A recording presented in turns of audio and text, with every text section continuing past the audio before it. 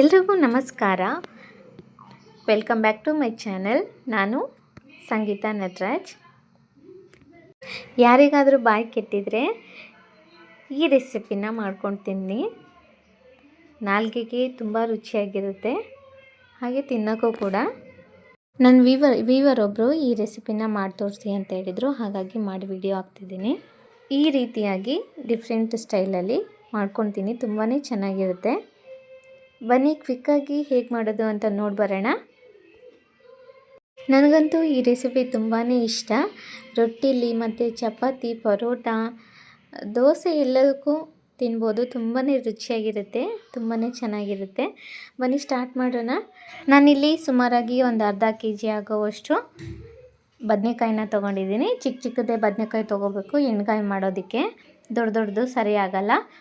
ನಾನಿಲ್ಲಿ ಡಿಫ್ರೆಂಟ್ ಸ್ಟೈಲಲ್ಲಿ ಮಾಡೋದ್ರಿಂದ ನಾನು ಮುಂಚೆನೇ ನೋಡಿ ನಾನು ತೋರಿಸ್ದಂಗೆ ಕಟ್ ಮಾಡಿಕೊಂಡು ನೀರಲ್ಲಿ ಹಾಕಿ ಇಟ್ಕೋಬೇಕು, ಇಲ್ಲಾಂದರೆ ಕಪ್ಪಾಗಿಬಿಡುತ್ತೆ ಕಟ್ ಮಾಡಿದ್ದಾದಮೇಲೆ. ಹಾಗಾಗಿ ಒಂದು ಈರುಳ್ಳಿನ ತೊಗೊಂಡಿದ್ದೀನಿ, ಚಿಕ್ಕದಾಗಿ ಹೆಚ್ಕೊಂಡು ಇಟ್ಕೊಂಡಿದ್ದೀನಿ. ಇವಾಗ ಗ್ಯಾಸ್ ಆನ್ ಮಾಡಿಬಿಟ್ಟು ಆಯಿಲ್ ಹಾಕ್ಕೊಂಡಿದ್ದೀನಿ. ನೆಕ್ಸ್ಟ್ ಇಲ್ಲಿ ಸ್ವಲ್ಪ ಸಾಸಿವೆ, ನೆಕ್ಸ್ಟ್ ನೋಡಿ ಕರಿಬೇವು, ಚಿಕ್ಕದಾಗಿ ಈರುಳ್ಳಿನ ಹೆಚ್ಚಿಟ್ಕೊಂಡಿದ್ನಲ್ಲ ಅದನ್ನು ಕೂಡ ಎಣ್ಣೆ ಒಳಗೆ ಹಾಕ್ಕೊಳ್ತಿದ್ದೀನಿ. ಸಾಸಿವೆ ಚಿಟಪಟ ಅಂದಮೇಲೆ ಈರುಳ್ಳಿ ಮತ್ತು ಕರಿಬೇವನ್ನು ಕೂಡ ಹಾಕ್ಕೊಳ್ಬೇಕು. ಎಣ್ಣೆ ಒಳಗೆ ಸ್ವಲ್ಪ ಬಾಡಿಸ್ಬೇಕು. ನೆಕ್ಸ್ಟ್ ಇಲ್ಲಿ ನೋಡಿ ಚಿಟಿಕೆಯಷ್ಟು ಅರಿಶಿನ ಪುಡಿಯನ್ನು ಹಾಕ್ಕೊಳ್ತಿದ್ದೀನಿ.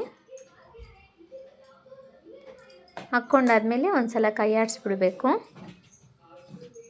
ಚೆನ್ನಾಗಿ ಫ್ರೈ ಆಗಬೇಕು ಈರುಳ್ಳಿ, ಸ್ವಲ್ಪ ಬಾಡಬೇಕು, ಅಲ್ಲಿವರೆಗೂ ಫ್ರೈ ಮಾಡ್ಕೊಳ್ತೀನಿ.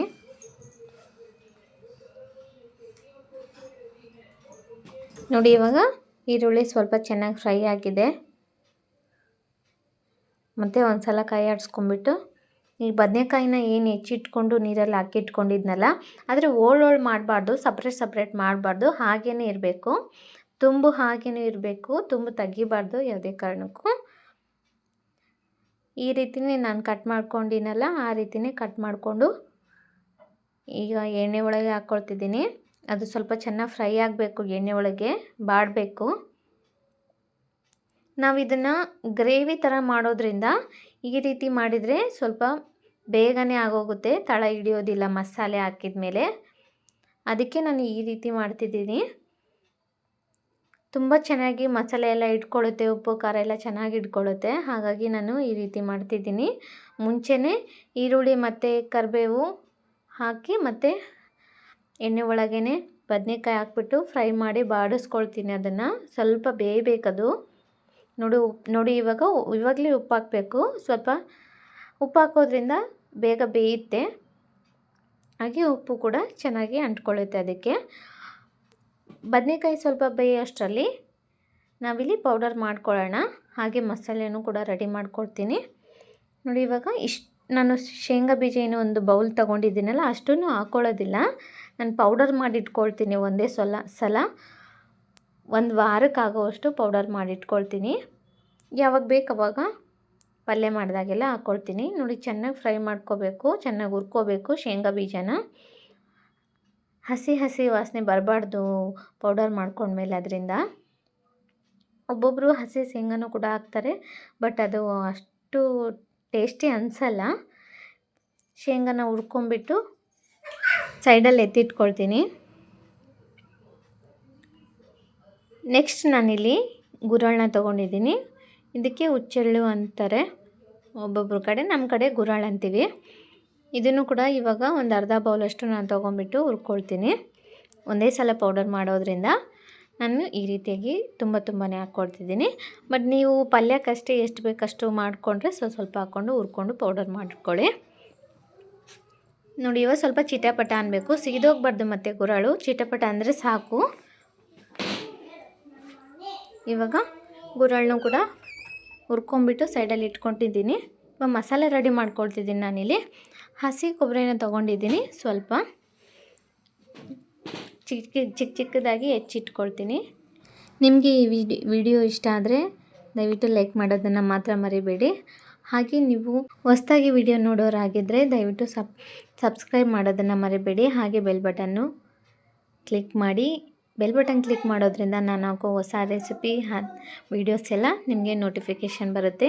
ನೋಡಿ, ಇಲ್ಲಿ ನಾನು ಮಿಕ್ಸಿ ಬೌಲ್ಗೆ ಸ್ವಲ್ಪ ಕೊತ್ತಂಬರಿ ಮತ್ತು ಹಸಿ ಕೊಬ್ಬರಿನ ಏನು ಹೆಚ್ಚಿಟ್ಕೊಂಡಿದ್ವಲ್ಲ ಅದನ್ನು ಕೂಡ ಹಾಕ್ಕೊಳ್ತೀನಿ. ನಾನಿಲ್ಲಿ ಹಸಿಮೆಣ್ಸಿನ್ಕಾಯಿನ ಹಾಕ್ತಿಲ್ಲ, ಖಾರದ ಪುಡಿನ ಹಾಕ್ಕೊಳ್ತಿದ್ದೀನಿ.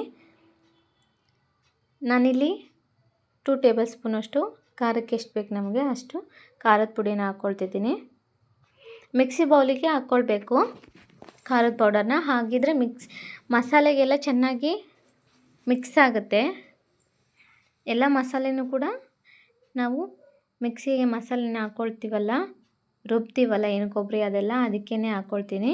ಇಲ್ಲಿ ನಾನು ಸಾಂಬಾರು ಪುಡಿನ ಹಾಕ್ಕೊಳ್ತಿದ್ದೀನಿ. ಇದು ಮನೆಯಲ್ಲೇ ಮಾಡಿರುವಂಥ ಸಾಂಬಾರು ಪೌಡರು.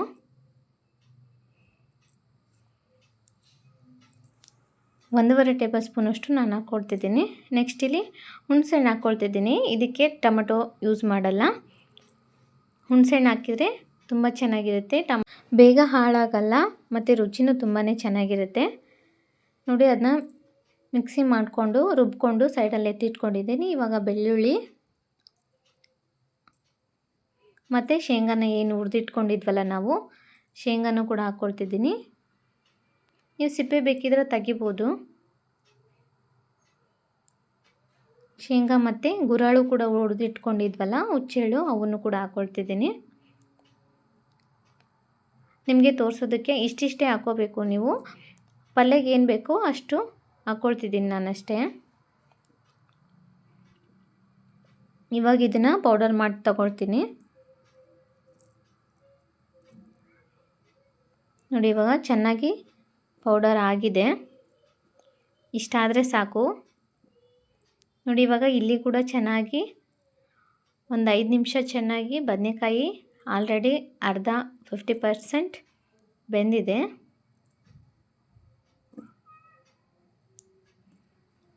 ಇವಾಗ ನಾವು ಮಸಾಲೆ ಏನು ರುಬ್ಕೊಂಡು ಇಟ್ಕೊಂಡಿದ್ವಲ್ಲ ಅದನ್ನು ಕೂಡ ಹಾಕ್ಕೊಳ್ತೀನಿ ಇದಕ್ಕೆ.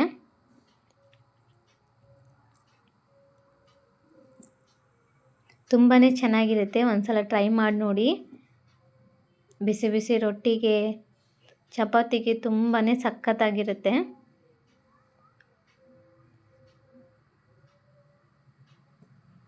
ಗ್ರೇವಿನೂ ಕೂಡ ಮಾಡ್ಕೋಬೋದು ಇದರಿಂದ. ಆ ಬದನೆಕಾಯಿ ಕೂಡ ಮಸಾಲೆ ತುಂಬ ಚೆನ್ನಾಗಿ ಅಂಟ್ಕೊಳ್ಳುತ್ತೆ, ಬದನೆಕಾಯಿ ಕೂಡ ಚೆನ್ನಾಗಿ ಬೇಯುತ್ತೆ. ಇವಾಗ ಪೌಡರ್ ಮಾಡಿ ಇಟ್ಕೊಂಡಿದ್ವಲ್ಲ ಅದನ್ನು ಕೂಡ ಹಾಕ್ಕೊಳ್ತಿದ್ದೀನಿ. ಶೇಂಗಾ ಮತ್ತು ಗುರಾಳ್ ಪೌಡರು ತುಂಬಾ ಇಂಪಾರ್ಟೆಂಟ್ ಇದಕ್ಕೆ. ಅದಿದ್ರೇ ತುಂಬ ಫ್ಲೇವರ್ ಚೆನ್ನಾಗಿ ಕೊಡುತ್ತೆ, ಹಾಗೆ ರುಚಿನೂ ತುಂಬಾ ಚೆನ್ನಾಗಿರುತ್ತೆ. ಇವಾಗ ಸ್ವಲ್ಪ ನೀರು ಹಾಕ್ಕೊಳ್ತೀನಿ. ನಿಮಗೆ ತುಂಬ ಗ್ರೇವಿ ಬೇಕಂದರೆ, ತುಂಬ ಗ್ರೇವಿ ಮಾಡಿದರೆ ಚೆನ್ನಾಗಿರಲ್ಲ, ಇದು ನೀರಾಗಿ ಮಾಡಿದರೆ ಚೆನ್ನಾಗಿರಲ್ಲ, ಗಟ್ಟಿಗೆ ಇರಬೇಕು, ಗ್ರೇವಿ ಥರನೇ ಇರಬೇಕು, ಹಾಗಿದ್ರೆ ಮಾತ್ರ ಚೆನ್ನಾಗಿರುತ್ತೆ.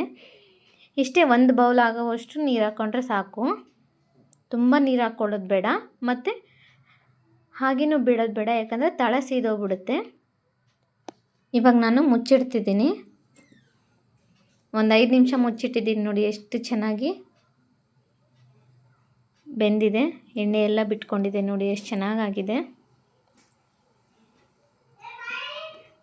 ಒಂದೇ ಥರ ಮಾಡೋದ್ರಿಂದ ಈ ರೀತಿ ಮಾಡಿ ನೋಡಿ, ತುಂಬಾ ಚೆನ್ನಾಗಿರುತ್ತೆ, ಹಾಗೆ ಕ್ವಿಕ್ಕಾಗಿಯೂ ಆಗುತ್ತೆ. ಬಹಳ ಈಸಿಯಾಗಿ ಮಾಡ್ಕೋಬೋದು, ಎಲ್ಲರೂ ಮಾಡ್ಕೋಬೋದು, ಬ್ಯಾಚುಲರ್ಸು ಮಾಡ್ಕೋಬೋದು, ಎಲ್ಲರೂ ಮಾಡ್ಕೋಬೋದು, ಹೊಸ್ದಾಗಿ ಅಡುಗೆ ಕಲಿಯೋರು ಕೂಡ ಮಾಡ್ಕೋಬೋದು. ಈ ವಿಡಿಯೋ ನಿಮ್ಗೆ ಇಷ್ಟ ಆಗಿದ್ದರೆ ದಯವಿಟ್ಟು ಲೈಕ್ ಮಾಡೋದನ್ನು ಮಾತ್ರ ಮರಿಬೇಡಿ, ಹಾಗೆ ಸಬ್ಸ್ಕ್ರೈಬು ಮಾಡಿ, ಸಪೋರ್ಟ್ ಮಾಡಿ. Thank you for watching.